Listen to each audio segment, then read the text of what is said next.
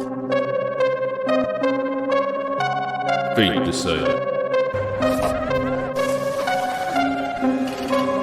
Let's get this party started. Craving something scary. Hello, Sydney. It's an honor. Killjoy Jake. Don't you swear at me, you little shit! Don't you ever raise your voice at me! I am your mother! Watch some. What's the boogeyman? As a matter of fact, it was.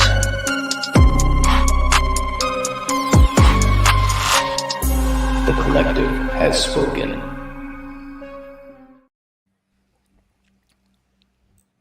All right, welcome to the Lethal Collective. Here we go, gentlemen. Q&A Mondays, the second episode. Q&A Monday. What a way to start the week. Hey, that just came off of the top of my head too, like Q&A Monday. It's perfect, man. It rhymes. It symmetrically fits. Yeah, man. I have my moments. Terrifying background night. What? That you got your terrifying background in the background now? Like That's the awesome. Image. I know. I love that image. I do bro. too. It is. It's cool. It's cool.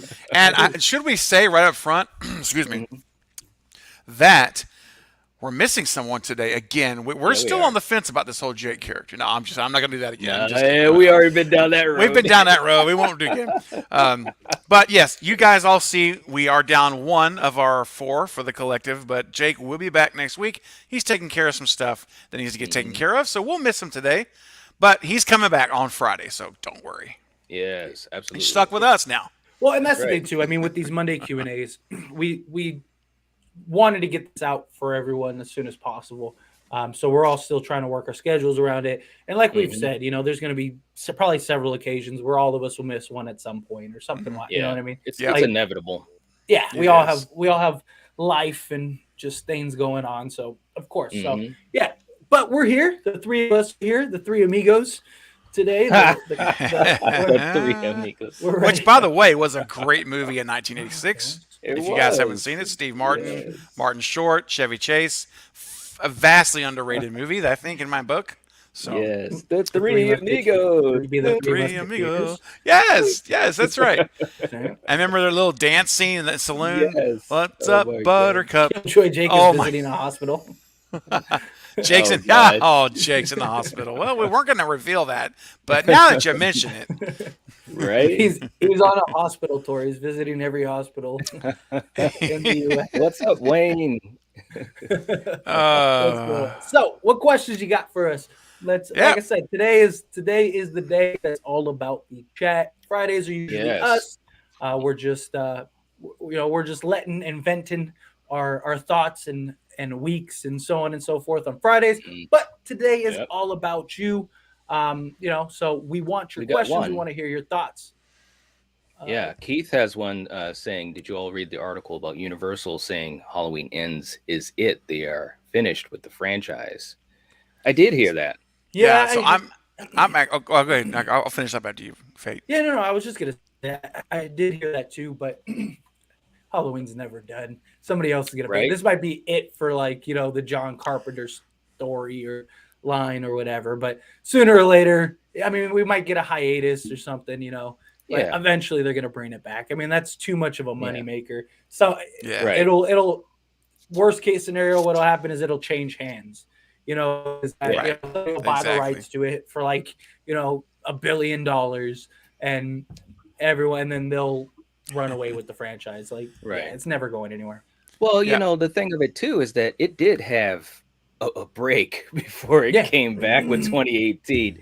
So it's just funny, man. And I'm going to be talking about that later on tonight too. And with everything going on, TCM just coming out, and a lot of people on one side of the fence or the other, and it's like, well, we did have a break, from Halloween, and for some of these other big franchises, it's been upwards of a decade or so before, since the last time we've seen them. So it's just interesting. But yeah, they'll take a break.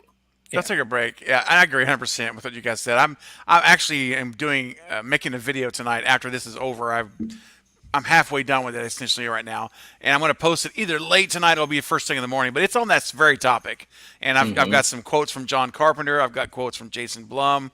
So I'm going to break it down and really go into it. But at the bottom line is Fate's already touched on it. It really comes down to dollars, and it's too much money just to sit idle for a very, very long time. So it's coming back. That's the bottom sum of the whole thing. It's going to be back. Yeah, there's no way that they're going to let. They're going to let a franchise that makes $200 million a film, right? Just not do anything for forever. Absolutely. The real question, though, to kind of add on to that, and I'd love to hear your guys' thoughts, is does this mean that they'll actually kill Michael?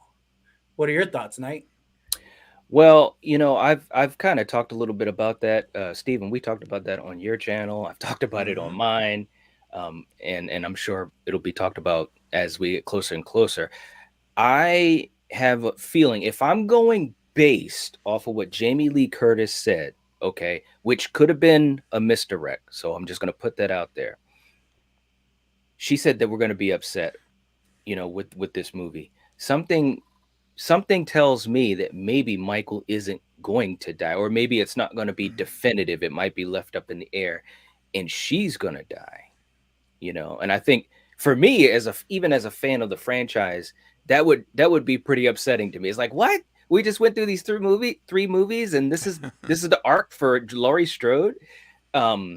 That's just because I'm a big fan of Laurie Strode. I might still like the movie, But anyways, that's what I think. If Jamie Lee Curtis was telling the truth, and that's kind of where my thought process comes from. So, what about you, Craven? Yeah. So the big question is, again, echoing what you just said, Knight. The question for me is, Halloween Ends is the title, but what does that mean? Okay. Yeah. So, and we talked about it, I think, on the live streams last week. Night. It means one of three things here. It means either it ends for Michael, it ends for Laurie, or it ends for both of them. And, what would make us angry? Like, that's the thing. When I keep going back, she said it's going to make the fans very angry. Well, I mean, to me, I think, Knight, you hit it. It's if Michael lives and she dies. And I mean, that. What else could it be? I mean, I guess it could be the way they die. Maybe it could make you angry. Like if it's the way they kill Laurie, like I've talked about before with the whole radio tower thing. I mean, if they don't do it well, I'm not going to like it. I want to be very upset. If she dies, though, in a way that makes sense and that's done executed right, I'll be okay with it. But if Michael walks away and Laurie's dead and the movie ends, dude, come on, man. That's all I can say to that. I can't. I'll be so upset. I'll be very angry. Yeah, that would upset me too. But something's going to end, guys. Either the movie, it's either Michael or both of them, or one of them. Hey, Dan.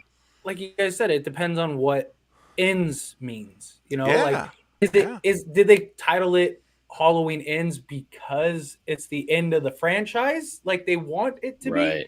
Now that information's out, or is it because somebody's gonna die?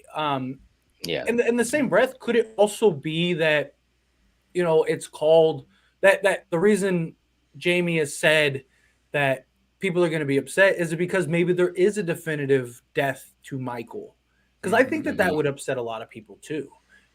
Like we're all kind of on the consensus and on the lines of like I would love to see a film where Michael finally dies, but that hasn't been Halloween really ever. I mean, and one of the big things back when H2O happened, there were a lot of people that were upset that he was beheaded. Like that was a thing. Like people were mad about that. And so what if that is it? What if they actually do give Michael a proper death and that's what they think? Whether that actually happens and people are upset or not, that is yet to be seen. But that could be something that she's thinking, like, hey, Michael's going to die in this film. It's going to piss off a lot of people. Maybe that won't be the case. She'll be wrong, but it could. I think a lot of people, because a lot of people look at Halloween as Michael Myers more so than Jamie. So that's the thing. I mean, if there might be more, for all we know, given the broad scope of the audience, for all we know, there might be more people that are okay with Jamie dying rather than Michael and want Michael to live. Well, my experience with H2O, I mean that was yours. I don't know about yours too, Stephen, but my experience with H2O is people cheered when she I, chopped off his head. I Cuz cheered. I was one of them. cuz I No, mean, no, I I'm not didn't talking about I, theater reactions. I'm talking about like the reviews that came out, the mm, critics. There was like threads and stuff being put out. I mean, social media wasn't as big as it is now, but there are mhm, people that are still like there. It wasn't so much like there were theaters, like there were groups of people that were excited about it, but yeah. they were getting killed for killing Michael. And then the whole contract thing came out and stuff like that's how that all became Mhm. public information because people were upset about it. Like, Mm, but mhm. I don't know. I like I said, it could go either way. I mean, it's all speculation at this point. I'm just trying to see it from maybe the other side, because Well, Yeah. let me ask you this: what are y'all's opinions? I mean, personally, Knight, and then we'll go in Fate, then I'll answer mine. What would you feel like if Michael is killed definitively? I mean, like sawed in half, organs thrown out. I mean, it's dead. Like, I he's dead Angela. for dead's sake. What would you feel, Knight? Would you be happy or would you be upset with that? Um if it's executed in a really cool way, I could see myself like, wow, all right, they did it, like Hmm. kind of like with H2O. I think that Yeah. in that moment, of course, we know what happened afterwards with resurrection, but in the moment with H2O, I think it was executed pretty good, and Hmm. Jamie Lee Curtis had got her little moment where she could have Yes. that look and then just kind of Hmm. go for it. Bam. So if it happens in that type of fashion and it's executed correctly, I'll be fine with it, Okay. because I know, look, man, I mean, Steven, you know me, man. I You do. can't kill the boogie, man. I mean, come on, Yes. we know he'll be back. I mean, He'll be back. Of so course. Fate, what Well, about you, man? Would you be happy if he dies on screen, or I does it would. matter to you? I mean, it's not in the grand scope of things. I think it's irrelevant because he's never really going to die. There'll just be a new Right. timeline or a new branch off or new Yep. something. Like, would it be cool to finally see him die? Like, yes, I think it would be. But I want to see some like epic death. Like, I don't want them to like stab him and he like falls off the tower and then that's it. He Yeah. died. Like, yeah, I want to see him explode or That's what I was saying. Ripped in something. half. Yeah, like something crazy. Like, Yeah. like I want to see something like over hey, the top. Yusuf. Like, what's going Hey. on? Hey, I Yusuf. want I want something like one definitive, Hmm. especially if this is supposed to be the end of the franchise. At least the John Hmm. Carpenter version of Yeah. Halloween. Then yeah, which I believe it was to begin with because I mean Jamie Lee Curtis said from day one that this would be the last time she ever reprised this role. So that right then Hmm. and there, that tells you this is the end of that Yeah. franchise. But But it was funny too, though, because she said, and again, this could all be misdirect, but she said, "I'm not necessarily saying that I will have a death, yeah, in the movie or something like that." I'm yeah, paraphrasing, yeah, but something yeah, along those lines. Yeah. yeah, Hmm. Yeah, she was just saying, that this is it for her. Like regardless, yeah, whatever happens to her character, she doesn't want to play right, Laurie no more, which Yeah. makes This sense. is I it. mean, this has been her, her gift and her curse in many ways. Um, yeah, but Yeah. definitely more gift. no, If it's Oh, definitely yeah. been a just gift. my opinion, just Yeah, my no, Well, even opinion. her Instagram post where she said how she woke up, and I made a video on it like a couple weeks ago, right? Where she talks about how grateful she is. Like she woke up this morning realizing that for 44 years, Mm, which is just yeah, has right? played this character, and Yeah. she's like, her dreams are my dreams, her nightmares have become my nightmares, and she's like, Hmm. I'm so grateful to everyone who's given me the opportunity to work for yeah, 40 for all these years with this character, Yes. Hmm. and she would, but it sounded like someone who was having that realization moment where it's like, it's over now. I'm reflecting on what was, and like this was yeah. coming to an end. That's the feeling I got from it. It Well, was very, age you know, two, like once you right. realize like a lot of things that you resent because there were resentful moments through Jamie's career, like for this role. I mean, she's relayed that in the past. But as you get Yep. older, I mean, it's just like artists that have like that hit song. Like a lot of Hey, Alex. artists. Hey, Alex, how you Hey, doing? what's up, man? Okay. A lot of artists even like their biggest Hmm. hits ever are songs that they despise and they Right. hate it Or they because they have to didn't. play them. Yeah. But then they reach this point in their careers and they look back and they realize like it's usually once your career's pretty much done. Yeah. And I think you look back and you go, man, I should have appreciated that more. And I think that's kind of what it is, because I mean, Jamie Lee's getting up there in age period, you know what I mean? And so sooner or later, whether she does 10 more films or no more films, eventually it's getting to the twilight of her career. It's getting to the end of the career.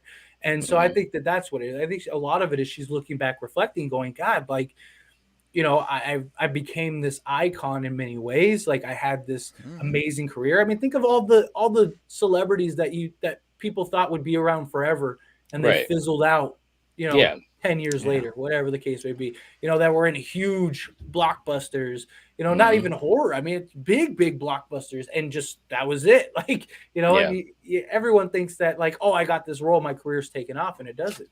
So absolutely. But I mean, I don't know, she is getting on what, 60 almost? She was what was she in 78? She was 21, she's right? in her 60s. Yeah, she So- was like 21. So that's, you know, 20. so she's like 61, 60 years old, somewhere in there. I don't know, approximately. Yeah. So there's only so long you can, you know, do what Laurie Strode has to do in a Halloween movie. And I'm not saying that she can't. I'm just saying there comes a point where it's like, okay, I've done this long enough. I'm done. I'm just tired. I'm done. I don't want to do it anymore. You know. Right. She's 63. Oh, There wow. you go. There you go. Yeah. So I mean, So you know. so that's what I'm saying. I mean, she's getting up there, and it also depends on, like, you know, because the way Hollywood is, once you reach a certain age, those roles that she's accustomed to, they go away. You know, they don't want somebody in their 60s, whether you think that she could do it or not.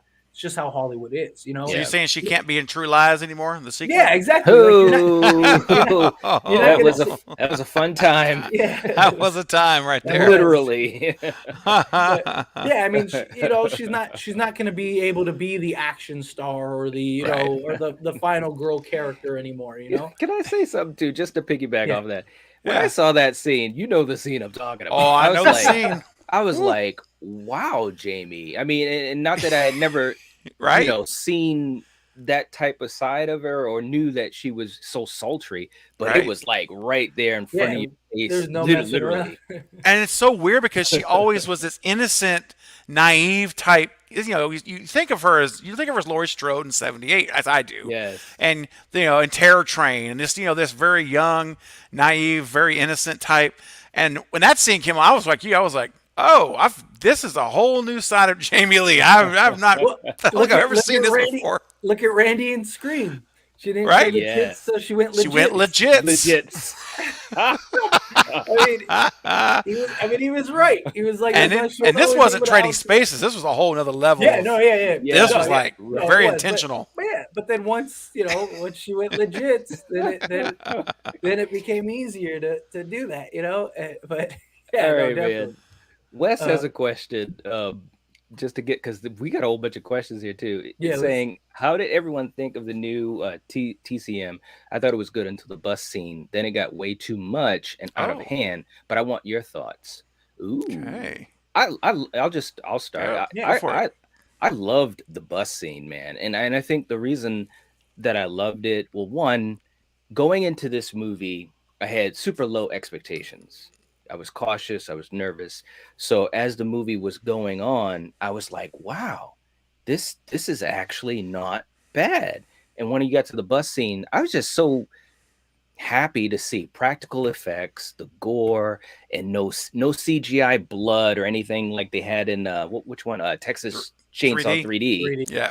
And it's like, I was just so happy to see practical effects and to see just Leatherface doing his thing, man. It was just it was a fun time for me, you know, just a fun watch. And again, I was just so pleasantly surprised. Mark Burnham, who played Leatherface, credit to him, man, because it's not, we all know this as horror fans, it's not easy to portray, you know, a character like that where you don't have a lot of line, you don't have any lines really, and everything has to be physicalized. So I thought he did a heck of a job. So anyways, kind of like The Shape. Hey, just saying, kind of like The Shape. Go home, Michael. Go home. Oh, dude, the bus scene. I gotta tell you, I thought overall the movie I thought was stop it, Fate. Overall, it's not how he does it. Overall, No appreciation for the arts. No appreciation. So I thought the movie was good. Like I said, like I mentioned before, we talked about it. I thought it was a good slasher movie, right? I thought it was a good slasher. I didn't think it was great. I didn't think it was bad. I thought it was good. It was fine. You know, it was okay.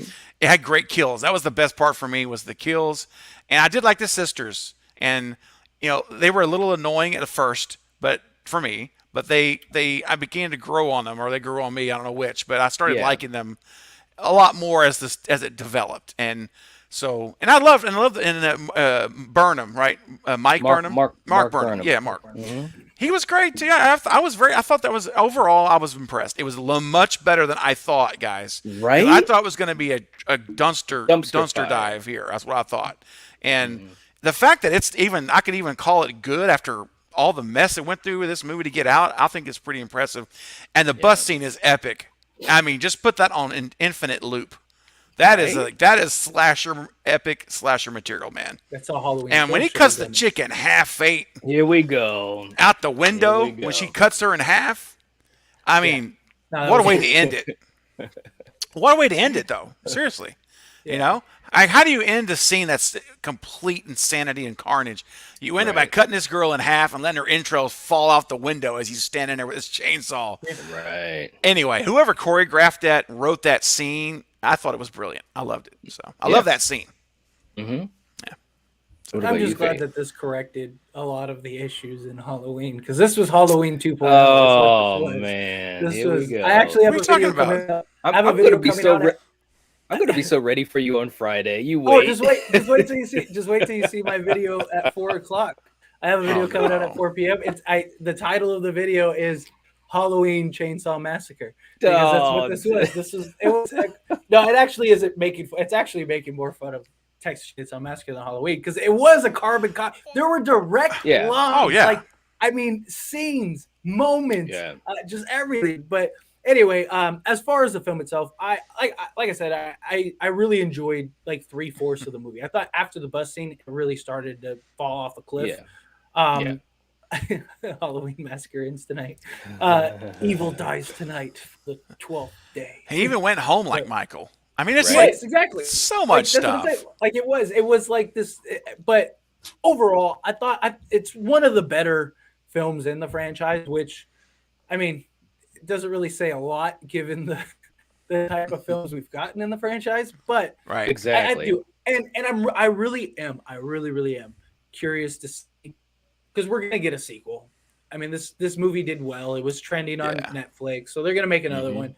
I'm actually really curious to see that, because there was a lot of gems and really great moments in this movie. I really want to see what Netflix can do from start to finish, because we know what happened behind the scenes, but a lot of people don't.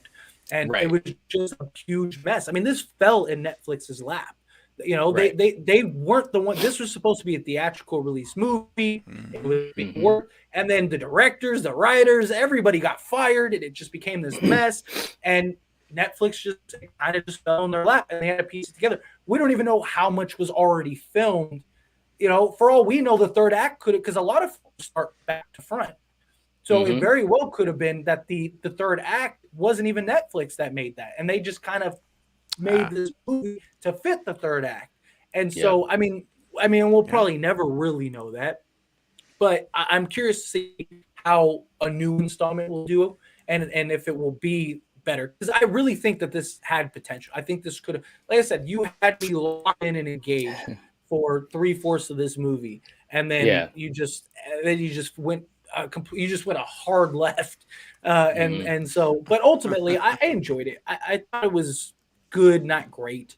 I'd say about a 6 out of 10 for me. You know, as far as like this film went. But yeah, overall, just we'll see what future installments do. But yeah, but Stu's dead, so yeah. No, here we go. Oh no, here we go. No, that's what everyone. No. It's all part of the master plan, dude. Let's see. Kessler was saying, who should take over the Phantasm franchise? That's actually ooh. Well, look, I'll tell you what, man. I'm such an Angus Scrimm fan. Rest in peace to him. And when we went through, I went through the whole franchise, and by the time you get to Ravager, the final Phantasm movie, it just felt like let's just let it be. You know what I'm saying? I'm not saying I wouldn't watch a remake. I would, but I don't know who I'd want to take over the franchise because I just have such an attachment to Angus. So I don't know. What do you guys? I mean, and the original Phantasm is a classic in my mind. Right. So, anyways, What about you, Craven? I don't know, man. I'm not like a super huge fan of the original anyway, so I don't really have a whole lot of stock in this one. Here's my thing. I just want it to be, and I guess this is kind of a obvious statement, but I just want it to be done well. I don't really care as much who does it. If you're going to bring it back, you're going to continue it, however you're going to do it, just do it well. And if it could come back, because it's so hard when you do a requel, the new term we got from Scream 5 or whatever, reboot, relaunch, whatever. It's so difficult, and to meet the standards when you're talking about something like this. And like we're thinking with Texas Chainsaw, we're talking about it, and look at all the disasters that franchise has had. Yeah. And I mean, it's just hard to do. So, and Nightmare on Elm Street. Look at the horror shows. No pun intended. Once Wes was Wes was not involved, look what happened. So I don't know. I just say that be careful, man. Whoever's doing it, just be careful and do it well, please. Yeah. I mean, I don't really care who does it. Just do it well. That's all. That's my spot. Agreed. All right, what about you? I've said countless times that not every franchise needs to be remade, and I think that's one of them. I do agree with you. Like that's a franchise that you need to be left alone. Like I mean, even things like the remaking the Lost Boys, like that was fire in a bottle or whatever. Yes, like that was timing. That was just the circumstances. That was the actors, and like. I just don't think it's going to have the same success. It's not even to this day like that film and that even Phantasm is as a fandom that is just like it's a cult like following. It's not like a general population is like and that's like when they made the announcement for Lost Boys, I was like, I don't know if this movie is going to do well. Like you're going to have people like us probably watching it because we're horror fans, we're fans of the original, so we'll give it a chance. But it's not such a huge film that like. It's not a Halloween where people that don't even like horror movies are going to go watch this because it's Halloween. You know what I mean? Like, I feel that's how I feel about this. Like, I think it's one of those franchises. Just leave it alone. Like it did its thing. However you feel about it, it's how you feel about it. It's not such a great iconic franchise that like you could see them. It makes sense to make a remake. It's one of those things that's like if you've seen it, great. If you haven't. Not really missing out on too much. I mean, it's cool, but it's not like it's not it didn't change the game of horror, Agreed. So yep. All right. Oh geez, Denisha, Nightwatch Zone. Jason Lives Live was amazing. Yeah, thanks a lot. We had fun doing that. I'm a Friday 13th fan. Big shout out to tonight's new intro too. He's got his intro and he's got his new thumbnail where he's standing like a boss. Bro. That's right, man. Mario says, "What's y'all's favorite character from the new TCM, excluding Leatherface?" I can tell you who it's not. I really liked Richter. Richter, yeah. Richter was I good. did. Richter was probably my favorite. Other than Dante, I kind of like Dante's character. But Richter probably my favorite non-character. I did really like the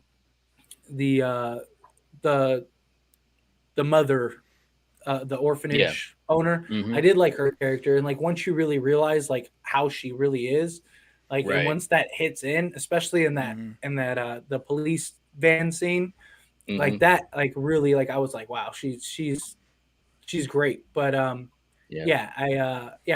Richter for me. Melody, somebody mentioned it too earlier. I saw Melody had like amazing eyes. She did have amazing eyes. I did like her eyes. She had the best eyes in the movie. Yeah. Her God, man. Yeah. Her eyes were like, they were very, very unique. They were like these, like I don't even know. Yeah, I mean, she had like because like even in the images and the trailers and stuff, I thought that she just had like brown eyes. But then there's that one close up shot scene, and her eyes are like this like yellowish yeah. I don't know. Yeah, it was really cool. But yeah, what about you? What about you, Craven? Oh, for me, I wanted desperately for it to be Sally. I was like, Right. she's gonna be my favorite. She's gonna be Laurie Strode on steroids, and that's what I was hoping for. And that ship sunk really quick, and so unfortunately, due to writing, it's not really her. It's how they wrote her. It's the character. Yeah, she's a pretty good performer, man. I saw some things that she's done, and she was also on was it The Visit or was it The Visit? I can't really remember. Dude, it might have been. It might have been. I'll look that up while you guys are talking. But yeah. She's Well, talented. and so it's nothing against her. It's just I think there was just how it was how she was written. But I guess my favorite one would be Mandy. Richter. What's Mandy, it? I'm sorry, Mandy with Nicolas Cage. Oh, okay. Mandy. I don't think I saw Man. I haven't seen that one. You I'll should watch see it. that then. Mhm. Okay. Yeah, she did great. She just didn't have much to work with, and so I think that it'd have to be Richter. Or man, it's hard to. One of the sisters. What's the one that didn't get pulled out of the truck? The one that That's had Mel. the. Mel. Oh no, I'm Mel. sorry, Lila. Lila. That's the one I'm talking about. The one that had the trauma from the school Yes. shooting. Yep. I really didn't like her when it started. I was like, okay, I don't like you. And then as the movie ended, Yes. I was like, I like you. Oh, she really turned me around. So Yes. Good point. it's really close, guys, for me between Richter and Lila. Those are my two favorites. Yeah, I kind of echo what you guys were saying. Richter, what I liked about this movie, and again, it's not the greatest thing in the world, but I think it's at least middle of the road in the franchise, at least to me. Knee-jerk reaction of just seeing it the other day. But Richter was supposed to be that guy that you would hate, that you're just counting down the minutes for him to get killed. Get badly, slaughtered big right? time. Yeah. But he had a little bit of gray in his character, a little bit of an arc. He actually tried to save Dante. Yeah. And he was actually going to try to save Mel in the bedroom. So I like that he wasn't just a typical asshole that you've seen in these movies a million times before. So I did enjoy his character, and I was pleasantly surprised that I liked his character. You know what I mean? I was happy that I was on his side. And I agree with you guys. Lila, in the beginning, she was just kind of, like a punk kid, whatever. And then you start to see some things happening. And by the end of the movie, I was rooting for her. And that tells me that there was a little bit of dimension to her character. Yeah. So that, again, this is a Texas Chainsaw Massacre movie the 9th film in a 50-year-old franchise. Yeah. So that's not a bad thing, if you can pull out some positives like that, to me anyways. Well, even can I just say this? Okay. No, go ahead. Okay. I want you to have I didn't want to cut you off your portion. No. I just wanted to say real quick, did any of you guys, maybe it's just me, but looking back on this movie, remember the guy in the gas station attendant dude? Yes. Who called Sally? Was there any part of you that was hoping like me that once the bus wrecked and he was walking back down the street that he would have walked into the gas station and looked over at the souvenirs, making fun of his, or, capitalizing on this tragedy and seen the dude wearing like a Texas Chainsaw shirt and just had him shred him with a chainsaw through the chainsaw on his shirt? Wouldn't that have been great? Yeah, would have been dude. It would have been totally. That's what I would have written there, but I just thought it would have been really awesome. But it didn't happen. I was like, no. Yeah, that guy. I thought he was gonna be like the the don't go there guy. The danger guy. It's cursed. This is cursed. Cabin in the woods guy. Yeah, exactly. That's it. Well, that's one of the things that I loved about the Cabin in the Woods. The guy that he gets on the phone and he's like, the sacrifice is heading to the, and he's just and everyone's like, okay, dude. And he's just the guy that warns them. It's hilarious. But I wanted to just real quick add to Richter is that talking about how great of a human he was. Because I mean, all of his Yeah. stuff was within reason. I mean, he had a hard exterior, but like for Right. the most part, he was, like you saw, he was actually a good guy. I mean, Yes. even like him taking the keys and stuff like that, he wasn't doing that because he was being an asshole. He was doing that Right. because he was like, you just killed this woman in her house, and you can't even Right. prove that you own the rights Yeah, to that house. Exactly. And they You know, never so he's could like- prove it. Yep. Yep. Exactly. And he's like, oh, I don't have the paper. I left it at the office. Like, you know, Right. and that was his whole thing. He was like, he's like, look, you know, you just pay me. You could do your thing. Like, whatever you want to do with this town, you can do with this town. But like, and it really highlighted and capitalized it when, like, as he's dying, he unhooks his keys, Yes. and then puts the keys down, Yes. and then Right? and then immediately just gets his face turned into mashed potatoes. Ooh. Yeah. But Yeah. even then, while he's doing it, he's like sliding, like while he's just getting leveled, he's literally sliding the keys as close to her as Yeah. possible until he, Yeah. you know, that's it. Like, I mean, to just even have that state of mind, see her knowing you're dying, and to like rip the keys off and like try to slide it to her. I mean, that was extremely telling in of itself, and it's how they were able to get away. And especially because of the interaction that those two had in the beginning of the film, right? And again, this is, like I said, it was a lot of good things in this movie to me. You know, it really, really was. But I have to reiterate, gentlemen, one last thing, not to be negative. Somebody earlier in the chat was like, Craven, you're always positives. Let's hear some negatives. Okay, I'll give you a negative. All right, if you asked for it, here it comes. So Sally could have been the hero of this movie. We talked about it on Friday.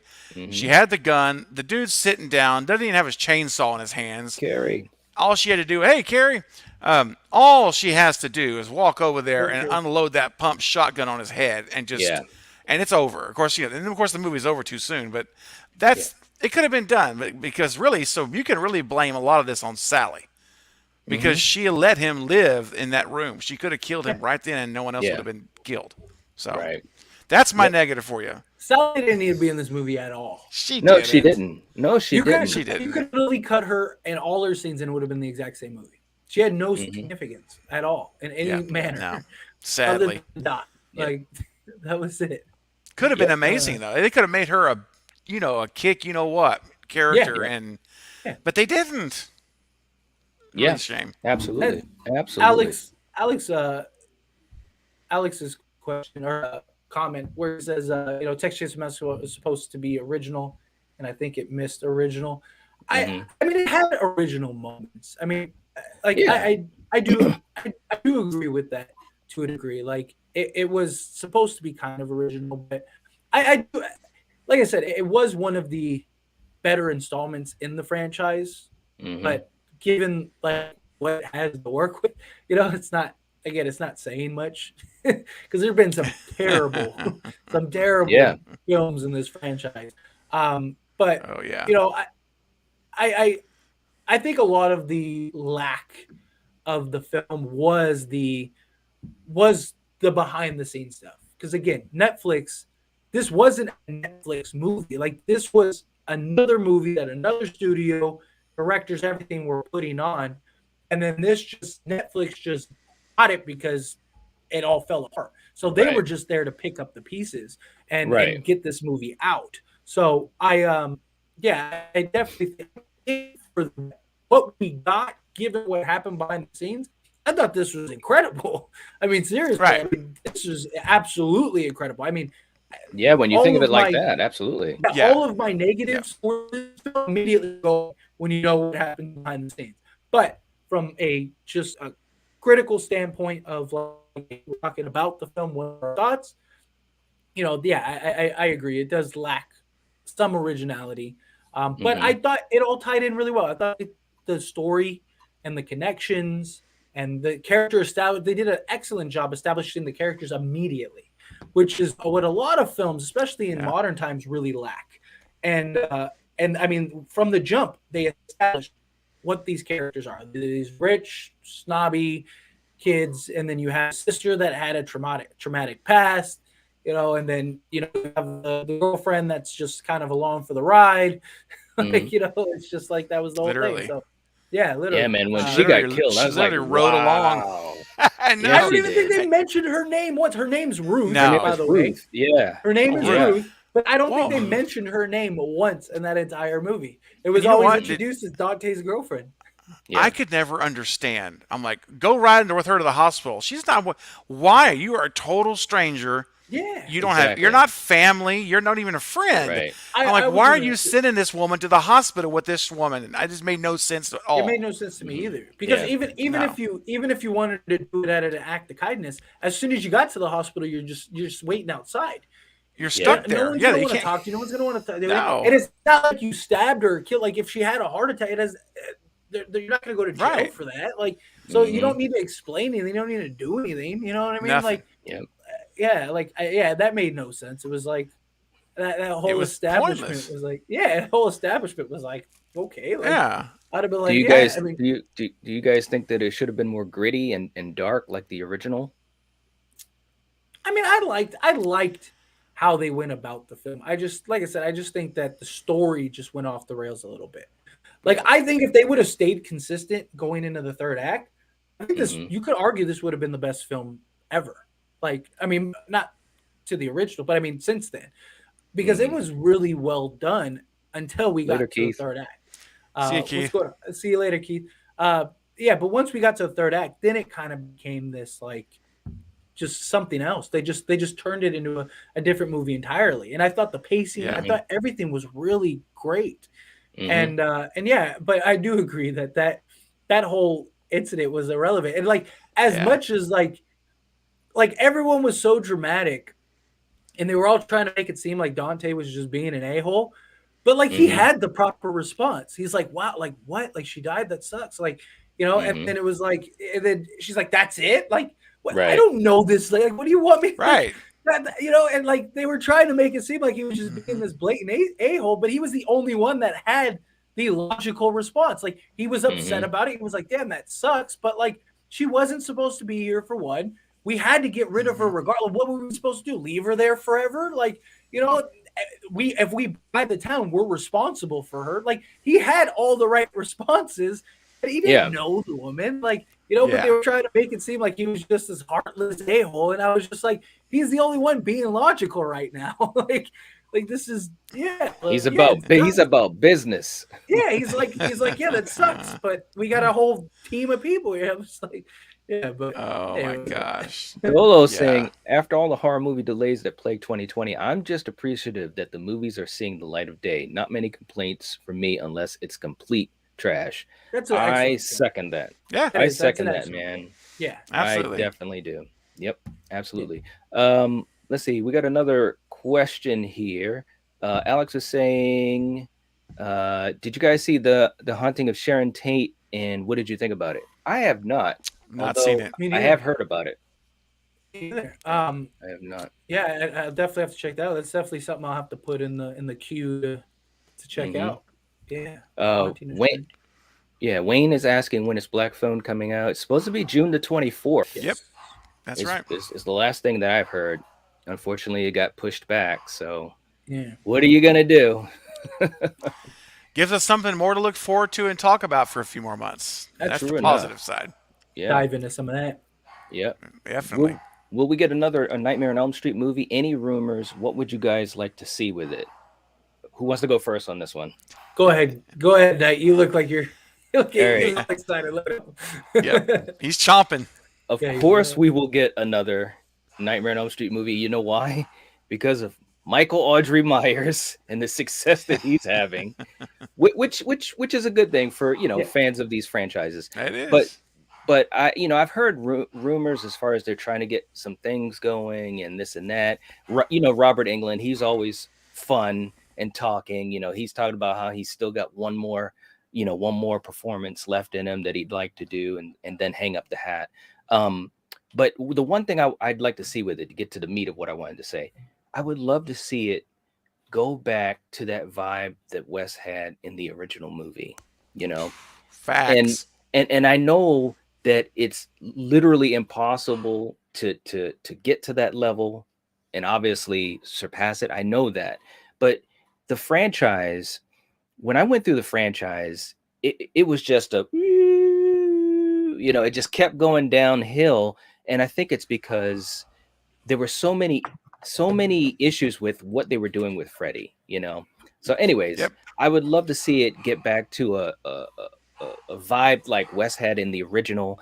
You can have Freddy, you know, cracking some jokes, but I think that it shouldn't go any further than how he was in like part 2. Part 3 is when he really started to kind of, you know what I mean, go around a lot with the jokes and the wisecracks, and I loved it, but because he was starting to do that, they expected him to do that in every movie, and Right. that's when it went down the rabbit hole. That's when the whole thing changed to where a Freddy Nightmare movie now is this kind of movie. It's no longer what it was. It's now what it Right. is. Yeah. And you know, Scream 3. Wes wrote Scream 3. You know, in fact, he wrote the screenplay for the film.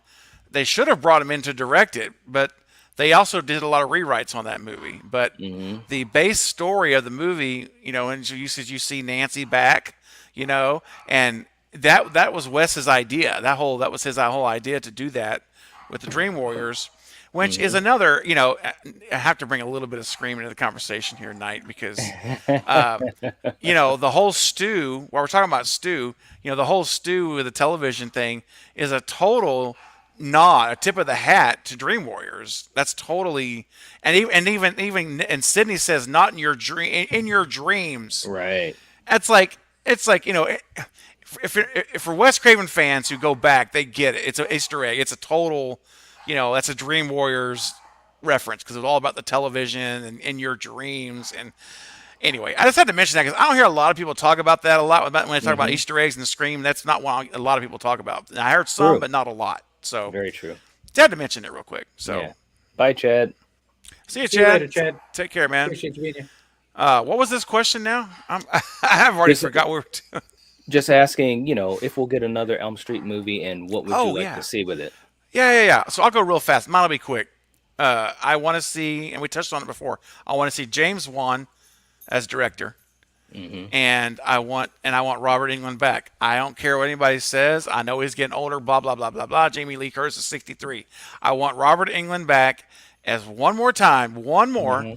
Let's go. Load it up. Get him back into character. And James Wan and I would like to see. What I'd like to see is Robert Englund as some type of giving creative input, either as a producer and actor, because he knows what, you know, the way Wes did it, and kind of like you said, Knight, restore, you know, not that kind of feeling, that tone that we got from the original. That's what I want. I want him to be able to say, no, you know, here's my input on the script. Not that he has to write the story, but he gives his input of how, and James Wan, you know, will accept that and respect that.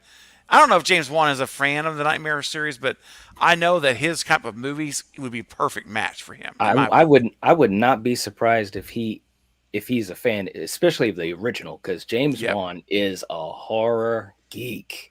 Oh my gosh! Even before I got familiar with him with The Conjuring, I remember seeing him on a couple documentaries talking about the best horror movies of all time and stuff. And the way he talked every time they had a clip of him about, you know, these different movies, you could just tell that this guy, he knows his horror. So Nice. I'd be surprised if he wasn't a fan, at least of the original Nightmare on Elm Street.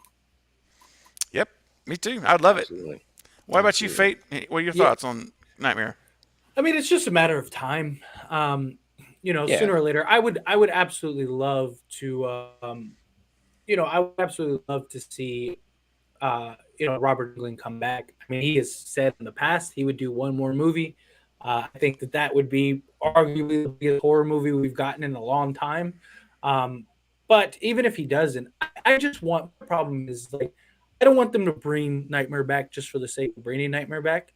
You know what I mean? Right. Like, Yep. Yeah. because we saw what happened when they did that. So I would like them to bring back a quality. I'd like, you know, quality studio, quality direct, quality everything. Let's put out a quality Yes. product. And if we can get a quality product, then I'm all for it. I mean, you know, the goal is to create a film that you can have several, you know, films made after, right? That's always the goal. No one makes one film with the intentions of this being it. Very few films have done that. And it's definitely not in the horror space. Usually you make a horror movie with the intention of making sequels. So with that being said, the only way we're going to get that is a quality nightmare film. So I do want a quality film. Here's something. Would you want them to completely reboot it, or continue the story, or would you like them to do like a Halloween where they retconned all the movies but the original? I mean, you probably wouldn't be able to have Robert Englund back, but you might be able to do something along those lines, make it similar. If you can get a similar look and aesthetic, what are your thoughts about that? Craven, you want to start? Yeah. Oh, okay. I mean, I'd be open to it because honestly, the sequels to me, I don't like them. I don't care about these sequels that are out there. So if they were to say they never happened, it would not diminish a thing for me. Because when I watch Nightmare, I watch Nightmare 1. That's the only one I watch. Occasionally, I'll watch 3 because What? You don't like Dream Warrior? Oh, Well, I was gonna say Dream Warriors is and I'm not talking about New Nightmare. I watch, of course, Wes Craven's New Nightmare. I'm not counting that as a sequel because that really is to me its own thing. But I guess it is a sequel. But I'm talking about the non-Wes Craven sequels. Let me put it that way. Those are the ones I don't ever watch. I never watch them. I can't. I have no desire to watch them. I'll watch one. Freddy 2? No. I will not. I will watch Nightmare 1. Come on. I'll watch Steven. Dream. No, I'm sorry. I'll watch Dream Warriors because even though they messed with Wes's script and changed it up, it's still the outline is still his script. It's still his idea. So I'll give him that. Nancy's back and all that. So that's cool. And then I'll jump to Nightmare 4. New Nightmare. So I'll go 1, 3, new. Those are my 3 I'll watch. So I would be perfectly fine with completely pretending none of that stuff exists. New Nightmare, it still will always exist in my mind, no matter what they say. But if they're going to say we're going to retcon, then Sorry. Oh, no. I was laughing at Carrie from Nightmare 2. No. Be crazy. Touch me. Oh gosh, night long. Oh, night. Let me find some beats, man. I'll throw it down. Nightmare on Elm Street Part 2 was the first Nightmare on Elm Street movie I'd ever seen, and no, yeah, and I don't. Well, but let me just say, but I don't know how it was for you guys, but in school, like if any of us were able to see movies like that, that's all we talked about. Like we talked about the horror movies that we saw, or an R-rated action movie or anything like that. So for me, like my fandom with Freddy, even though I started with 2, but then of course I went and watched 1, and I realized that 1 was better even as a kid. But my fandom for it was also sparked with my friendships because we all talked about Freddy. I mean, Freddy was everything at that point, Anyway, sorry about that, Steven. No, that's all. I would be fine with retconning it, and it all comes down to getting that. It's got to be done good. Like I said, it's got to be, like you said, Fate. It's got to be quality studio, quality director, quality writer, quality actors. Make it a real movie. Make it on par with Scream 5. At that level of production and quality. That if it's produced at that kind of level, and written well, then I'm all for it, man. I'd be good with that.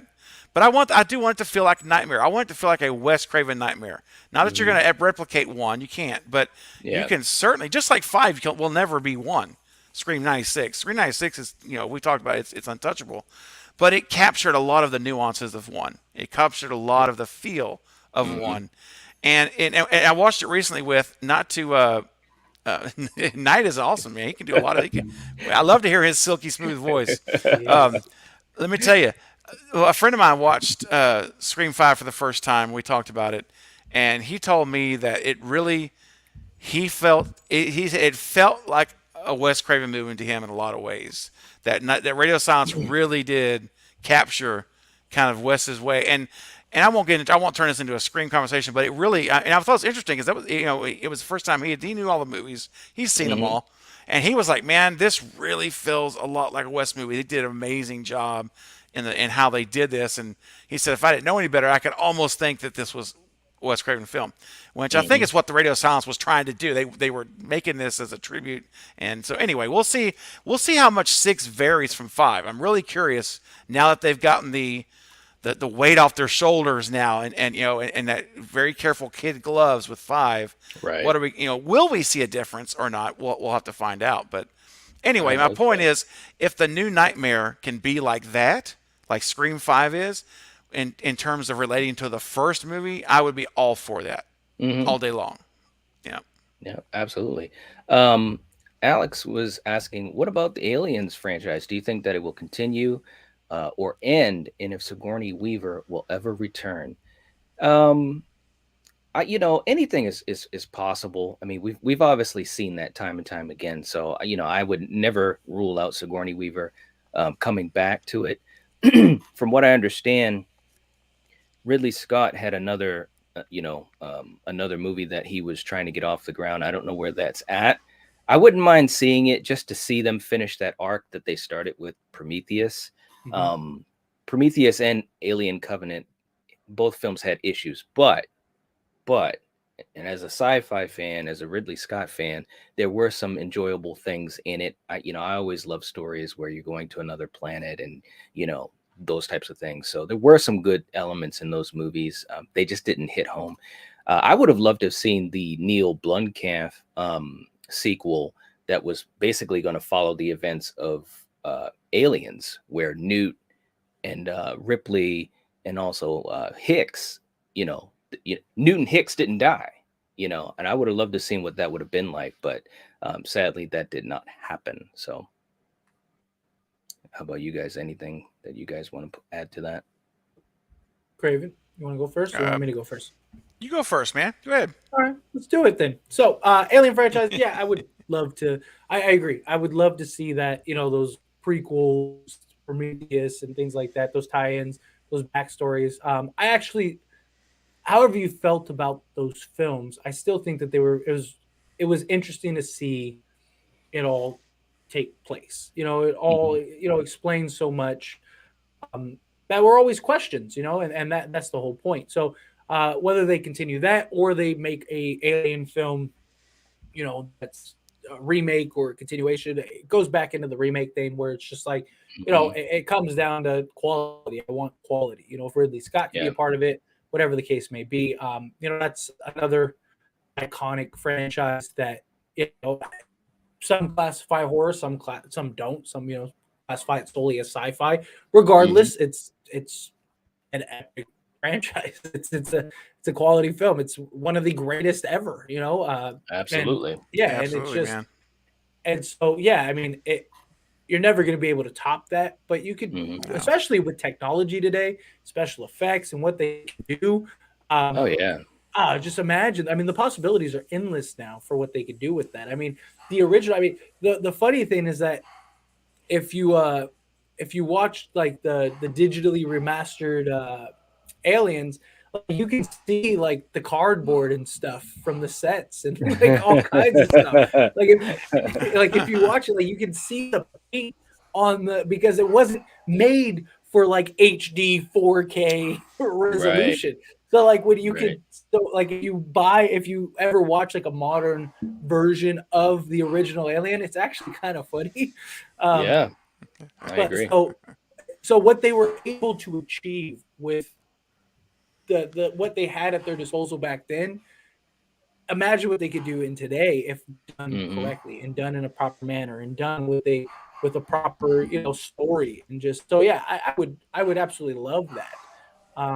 It's just who would come about it and who wouldn't. Sigourney Weaver, I mean, that'd be kind of interesting. Didn't she say not too long ago that she never wanted to do another Alien movie? Well, she's kind of gone back and forth. I mean, she respects the franchise, but at the same time, I think she just thinks that her time with it is done. Yeah, But like I mean, at least for me, I always think never say never, because I didn't expect Jamie Lee Curtis to come back to Halloween. Yeah, so.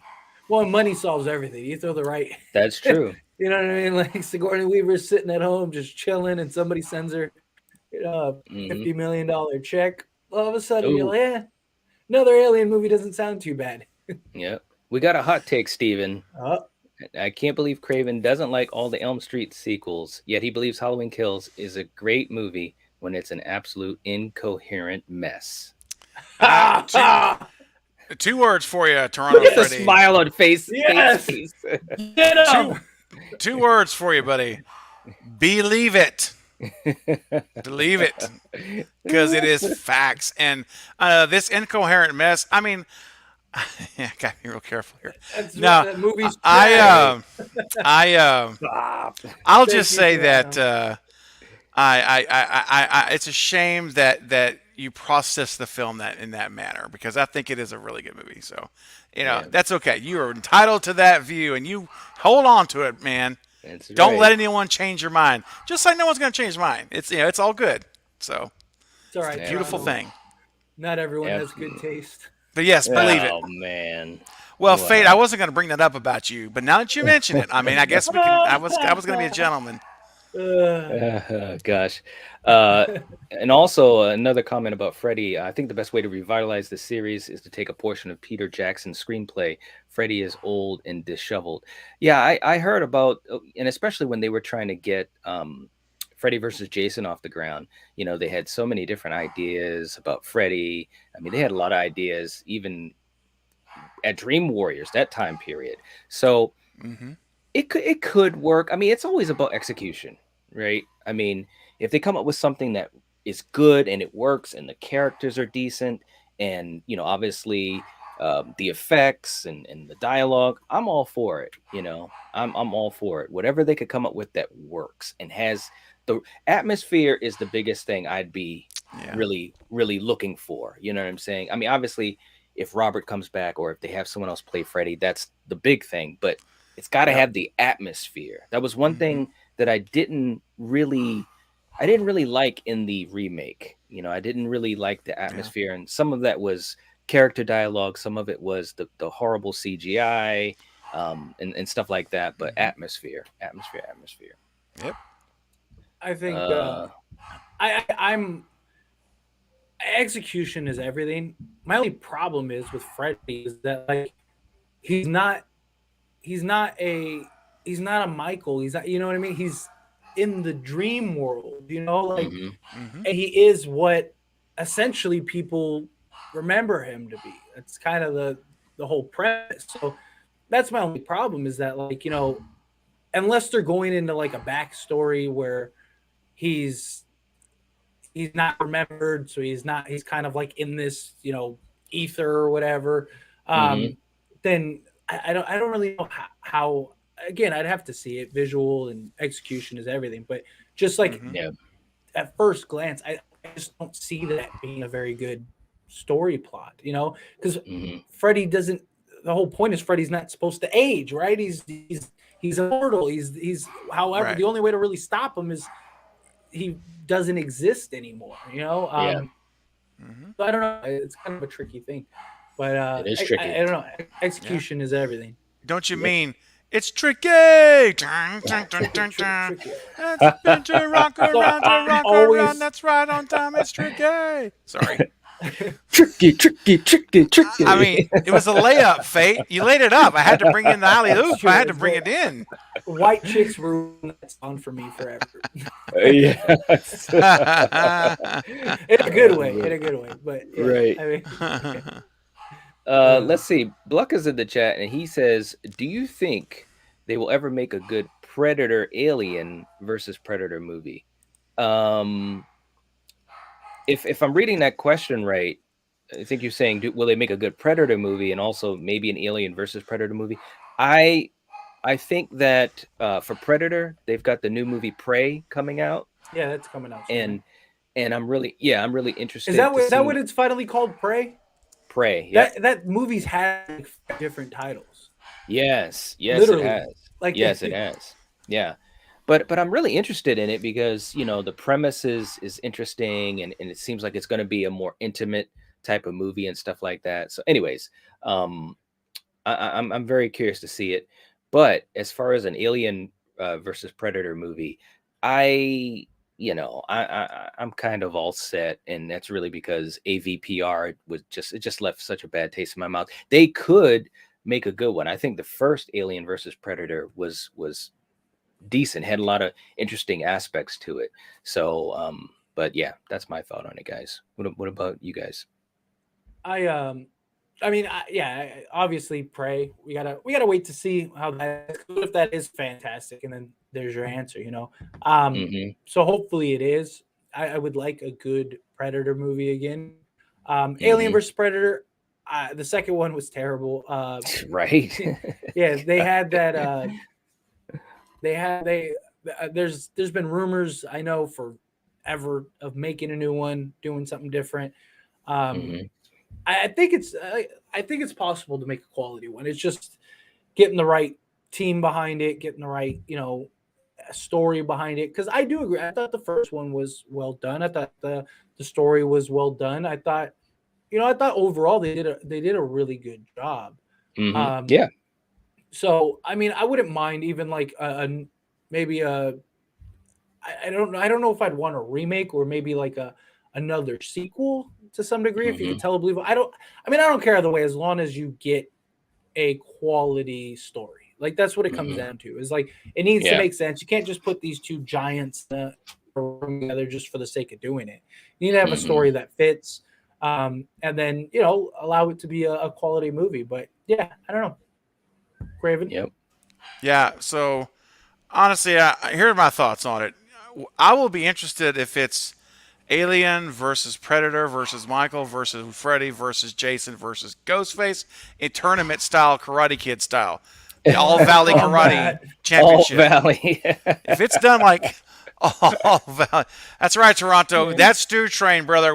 You and I agree on that, man. We know that Stew Train. In fact, I've got guys feeling it up now. They're polishing it. They're getting it ready. It's always on standby. So thank you for being on the Stew Train. Let's go. Toronto, you were doing so well. You were winners, and then you decided to sell out. Damn. They're vacuuming the vacuuming the section that's reserved for Fate. Dude, it's gonna be for a long time. Dust is gonna be building. Fate. Let me tell you guys. I actually talked to my people. And I've got, I told you I have a VIP section of the train for Jake, for Nike. Oh, there we go. Come on, guys. Get on that Stew Train. Throw your hashtags in the chat. Give me your best Stew Train hashtag. Let's go, Stew Nation. Stew Nation, rise up. So listen, Knight and Jake are already on the Stew Train. They've bought their tickets. They are fully on board. I've got them in the VIP. Now, I told my guys earlier, I said, look, Fate is. We got over a year. Fate has taken his first foot into the pool. What's going to happen when he's not in 6? No, that's part of my years. No, he's good. That's true because it's a very good chance it'll be 7 before we actually see him. So it could be 2 or 3 years. But here's the point. I've got a section now they're working on. That's right, Wayne. We got a section for you, Fate, that we're making that's going to be just for you. And I'm the conductor in this really nice plush seat up here in the front. But I'm having one put beside me. So that, brother, whenever you come on the train, you're going to be the co-conductor because you've come, your journey, your arc will have gone from such a low point to such a high point that you deserve to be in the front with me. He'll be doing announcements on the intercom. Yes, I'll give you the speaker, the microphone, bro. You can announce all the stops, and we're picking up more passengers and more people from our channels and the collective. It's going to be beautiful. There you go. Bring them on. I love it. I'm already looking at them all. Chugga, chugga, chugga. Let's go. So this is going to be an incredible thing, Fate. And I just have to say, I know you're not there yet, and I respect that. But the day is going to come where you're going to say, Craven, I'm ready for my ticket. I'm ready to join you. And it may be a year from now, but it'll happen. And we'll all be there not to mock you, but to support you. It's almost going to be like the ultimate bro hug. Be like, yeah, because Fate's always saying, man, they're going to dog me. Craven's going to rip me. I'm not. I'm going to embrace you. I'm going to say, man, come into the fold. Welcome into the Stew Train family. It's a wonderful place to be. Hashtag cancel Fate. Now, I didn't know. Don't do that. No, we're not canceling anybody. We're going to embrace Fate, guys. Make it a positive thing. And I'll be dead before Stu returns. No, but listen, but that's also the cool thing about, and I really enjoy these talks with you guys because even on this episode right now, we've had 3 different opinions on different movies like Halloween, Kills. I love Elm Street some of the Elm Street sequels, and Fair, Steven that's does fair. it, and Yeah. that's fine. And obviously, Fate, he's not a Stu fan. Well, he's Right. he's got his I am a foot Stu kind of fan. I've pushing the always door said in, I've in always the new said- movies. In the new Yes. I've movies. always Right. said Stu is one of my favorite characters. I've always loved Yes, Stu. yes, But you're right. I didn't mean to word it There's a that way. difference between liking Stu and Yes. him returning just for the sake of returning and ruining his Yes. character. Oh, and by the way, Jen just asked me a question. Jen says, if you can put up, yeah. Jen, listen, the section I'm building out is going to have more than one. So, because we got to take shifts, because Yes, the we stew do. train rolls night, and you know it goes. It rolls 24 hours. So I can't be. I have to sleep. So Yes. we're going to take shifts. So Jen, you're up there. Absolutely, Jen. You've been there since you're one of my he first was. subscribers, like one of my first 5 subs on my channel. So you have earned your spot in that co-conductor seat, and we'll have one for Fate. Don't worry. We're gonna keep it ready, fully stocked with beverages and all that good stuff. Jen is literally like the fifth member of the Lethal Collective. She is, man. I mean, Jen, seriously. you rock, Jen. We love Jen, you. you're awesome. Faithful, Yeah, loyal Dan's- supporter, and so much fun. Man, booze. I need more than Carrie booze. saying we You guys got are gonna have to booze. you guys are gonna have to drug me.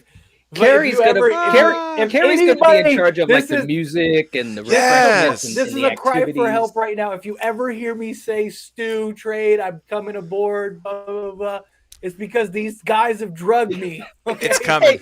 Hey, you know what it'd be like? This is my cry for help.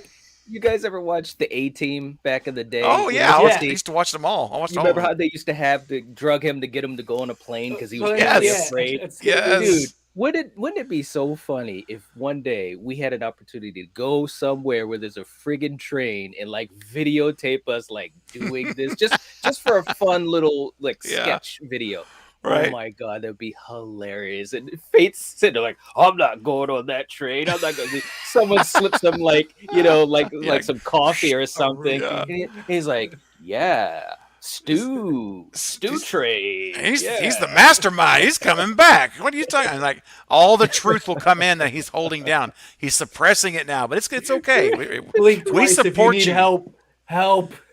We support. We'll never steer you, or we'll never steer you wrong. My Oh, look friend, at I Blucka. promise. Blucka's like, Fate, what's worse for you, the stew train or Halloween Kills? Yeah, I'm curious to hear the answer to this one too. Well, the stew train is a fictional thing that's never going to happen. Halloween Kills is an it's very actual- real. Halloween Kills is an actual movie that exists at this very moment. So I have to say Halloween Kills. But the stew train, Of course you do. the stew train that's just make believe. I mean, that's just, imagination. We're all entitled to have our imagination. Imagination. Come on, where's your Okay. kid at heart? Come Man, on, we're come all on, kids man. at heart. Come on. He's outside playing Jeez. basketball. He's not listening to fairy tales. Oh no. Oh, man. No. It's okay, buddy. Like I say, it's too soon right now. It'll happen. It's too. I We're like I the boys respect in the that. hood. I was just Oh, watching yeah. Straight Outta Compton yesterday. That's awesome. Wes says, I want to see 2 girl killers in Scream 6 with a good motive, good character development, and screen time. Yeah. That would be very Yeah, good. as long as we get all those things. Yeah, all together in one Yeah, movie. we gotta get all the. We Yeah. gotta. I mean, yeah, if we have to pick and choose between those, then Right. Fate might end up on the stew train after being brainwashed like a cult. I love Knight's idea. that's what this is. I'm never joining your guys' cult. You got. Hey, you know what? There's a is phrase. gonna be mailing everyone Kool-Aid, and Oh, I'm gonna be the listen. only one- I I'm will. gonna be the I only can one in arrange the that. entire community. Hey, that's right. I mean, there's a phrase I used to always tell to people I used to manage at one time. Whatever it takes. Hey, whatever it takes, baby, it's gonna happen. Hey. Liv McKenzie knows what's up. What's She knows up, what's Liv? up. She says hashtag Stew Train Mocker lives. Mocker lives. You know what's coming. Carrie says, Stu says you can't watch Scream anymore if you're not on the stew train. Them's the rules. Those are the rules. Oh, we love it. We love you, Fate. You know, brother. We know we love you, man. absolutely. I love you guys too, and I love that all of you can come together to make this imaginary situation. Like, it's wonderful. I mean, it's like an imagination club. It's really cool. It's only in your head until it's not. and then all of a sudden reality hits you, and there's the train. That's why they put the arm rails and the bells up. Fate, we're the bells. We're warning you. The train is coming, and Right? it's okay. Anyway, See, man, what's up? hey, Chris, see, man, what's up, Chris? Did I just walk in on an Avengers quote? Yeah, whatever it takes. Whatever it takes. Whatever it takes. Oh man, I love Wayne's comment. Admire Fate for standing his ground, even though the stew train is coming. That's exactly We'll right. find out. It's going to be a ghost train that just goes right through me. Oh, And a ghost train. you guys are all going to be upset. Oh man, it's going to be an awesome day when it. NT saying, I think if it happens, it should be Scream 7. I'm seeing this like bringing back the Emperor and Star Wars. Yep. It didn't work. Yep. I mean, I think it could be 7. I've been saying for a little while that if Radio Silence is really going to do this and they're going to play the long game of a trilogy, then it makes sense to be 7. It does. It's never gonna happen. We're gonna be on Scream 15, and Matthew Lillard's gonna be 150. They're gonna be like, oh well, Stu can still come back. Hey, you can be a mastermind. You can be a mastermind in a nursing home. You can still do that. You can make phone calls. Oh man, we're gonna be in like 2060, and Matthew Lillard's gonna like be dead. It's gonna be awesome. No. Like not that he's dead, but I mean, like, it's gonna be his memory, all of that stuff. And then people are going to be like, well, CGI and technology can bring them back. Like, it's going to be like, oh my God. Like, Carrie knows what's up. Blanca says, what did you guys think about that Paul Walker horror, Joyride? I love that movie. I remember that. Joyride? Yeah. I love that. That's a fun movie. That's a movie I can watch several times. I need to watch that again. I don't really remember that movie very well. What is her name? Leela Sabasky or whatever. Yeah. That's and Steven Zahn. That's a great movie. Yeah, it is. Yeah, that's a very bingeable movie. And there's like 3 of those. Right? Are there though? Are there? Well, one of another. I don't know if it's part 2 or part 3 is actually pretty good. I think it's part 3 because it's a continuation of the first one, and it's actually pretty decent. It's not like as good as the first one, but it's pretty good for a sequel. Michael says, Fate, are you part of the Matthew Lillard's PR disinformation team? You're trying to throw us off the track. Maybe. Maybe that's it. Even Skeet was like, in an interview, was like, you're getting carried away. You're ruining this for people. To Matthew Lillard. Even Skeet, even the guy that plays Billy says that Matthew Lillard is ruining the franchise because of his nonsense. Oh no. Boo. No, boo. No. Oh man, too funny. Maybe it was Roadkill, Wayne. Maybe Roadkill was the. Oh, it's called Roadkill in Australia. Oh, I thought because there is another. Okay. I'm gonna look this up while you guys talk first. Yeah, if that's the movie, it's something like that. Rest Stop. Yeah. Rest Stop. Rest Stop is a good movie. What is it? The Hitcher? The Hitcher's a good movie too. The first Hitcher from 85. Oh, dude, man, I just rewatched that. It's so funny you guys are talking about. I just rewatched that like last week. I hadn't seen it in years. Kind of one of those movies I forgot about. Dude, man, rest in peace to Rutger Hauer. Holy man, that was a bomb, dude. I'm gonna do an episode on that on my channel because I was like, wow, I totally had forgotten about it because I saw it as a kid years and years ago, and I'm like, man, this movie has to be talked about, man. It's so good. For real. And nobody talks about The Hitcher. Like, I don't see anybody, any of my circle of content creators I don't see anyone doing videos on The Hitcher at all, man. Like, you will soon. For real. If you want to join in, you're more than welcome. Any of you guys. Man, listen, I would love to join you. In fact, I'll rewatch it. Like, we could talk offline, but I'll make a point to rewatch it this week. Yeah. And so that it's fresh in my mind again. I'd be all over that, man. So man. Absolutely. Yeah. Chris says, "Oh my God, the Hitcher." Oh no, this is fan made. Never mind. So it was. So there's 2. So there's Joyride 2, which is called Dead Ahead. Okay. This one, if I remember correctly, wasn't that great. This one kind of sucked.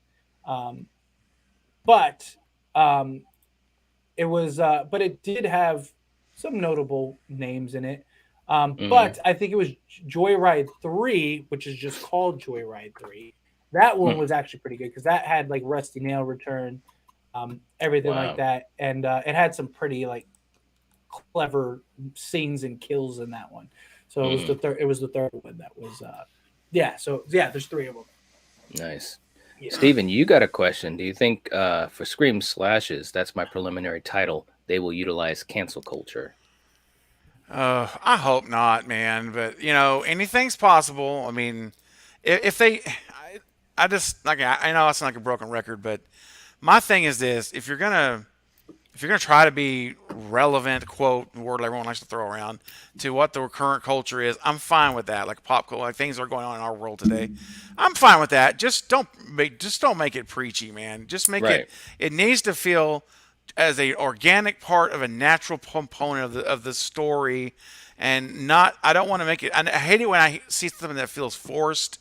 That Right. it's just like they're putting this in because they want to put it in and get everyone to recognize that they're so aware of what's going on, and that's just I don't like that. But I kind of hope they don't. Honestly, I hope they just make a good slasher Scream movie and just keep it to what it is. But if they're going to introduce it, man, then it needs to be really done well, and otherwise it'll distract me. It'll be a distraction. It can be a distraction, I should say, for me. Chris, do it, good sir. I can't wait for the Hitcher video, right? Yeah. Yes. C. Thomas C. Howell Thomas from Howell, dude. Back in the day. Heck yeah. Yep. Yeah, buddy. Carrie saying that I like the remake with Sophia Bush. Bush. pretty Wayne. good. Okay, Wayne Turner's throwing out a quote, and I want to see if you guys if you know any of the 80 movies, you gotta know this quote from Wayne. You see it right below Carrie's comment. Yeah. We've got. Who can tell me now? Who can tell me Oh, now? man. What's it from? I can tell you what it is. Do you guys know? You remember? Oh man, I'm blanking. No, I know no, the no, quote. no. You know the quote? All right, it's from Revenge of the Nerds. It's Booger. Oh. From they had the cameras set up in the sorority Yeah. house. Yes. God, man, Revenge of the Nerds. I loved that movie as a kid, man. It's awesome, dude. Very I saw it in cool. theaters, man. Nice. I did. You know what's Yeah. Nice. another good? I mentioned it on one of the first ones. That movie Dead End. That's another like good movie that like takes place on a road. It's not and it's like some ominous thing. That one is really I really enjoy that movie. If you haven't seen Dead End, you got to see it. It Yeah. came out. I don't in think I've seen Dead 2003. End, man. Yeah. You got to. It came out in 2003. It has Lynn Shay, Ray Wise, Mick Cain, and yeah, it. I don't want to ruin it because it's one of those movies that like, it's like you're trying to figure out what's going on, and then it has like a big twist at the end, and you're like, wow, that's crazy. But yeah, that was actually one of the better movies that, at first, you think it's going to be terrible, but it's actually really good. So I'm making a note right now to watch that this week. Got to watch that in. I think you'll really like it. And Lynn Shay is great in it. I love Lynn I think Shay. she's Lynn great in Shay. everything she does, but The yeah, godmother, mother of horror. Yeah. seriously. All right, I'm gonna watch that end. Right. Road Games was a good road movie too. It wasn't like super horror. It had slasher elements. I did that on my slasher club series, and Jamie Lee Curtis is in it. So I had to check it out. I had never seen it, and it was actually really Never cool. heard of it. Yeah, Road Games. It has Stacy Keach and Jamie Lee Curtis. 1981 thriller horror. Yeah. Yep. Yeah, Yeah. I'm looking at it right here. It has a 91% on Rotten Tomatoes. I loved it. I mean, but I'm also, and just, for context, I'm a huge Jamie Lee Curtis fan. I'm a huge Stacy Keach fan. Oh, It's on Stacey the road, and I love those types of movies anyways, so. Up in Smoke, Stacy Keach. Yes. You know what's a good movie that Yeah. I can never seem to find? Was it What's that?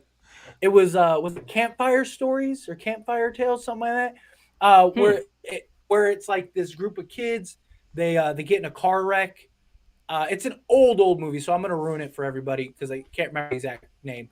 If you haven't seen it, it's like 30 years old. So, but anyway, it's like this group of teens, they get in a car wreck on like the side of the road, and like they're in the middle of nowhere. So they go into the woods and they like set up a campfire, and they're like, what should we do? And they're like, oh, let's tell some stories.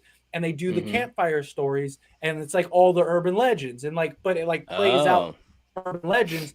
And then at the end of the movie, it turns out that they all died in that car wreck because they were having all these like weird paranormal experiences or whatever in the thing, and they didn't know what it was. And then it turns out that it was what they were seeing were like the cop lights and stuff like that, and like hearing the voices were the voices of all the people on the side of the road because all these kids just died, and like it was actually like a really good movie.